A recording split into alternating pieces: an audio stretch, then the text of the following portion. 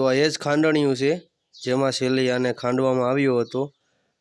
તો આ મંદિર ક્યાં આવેલું છે અને શું છે આ મંદિરનો ઇતિહાસ તે હું વિડીયોમાં તમને આજે બતાવવાનો છું। તો વિડીયોની સાથે જોડાયેલા રહેજો છેલ્લે સુધી।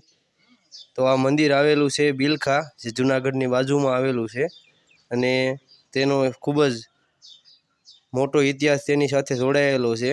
તો તે પણ હું તમને વિડીયોમાં વાત કરવાનો છું।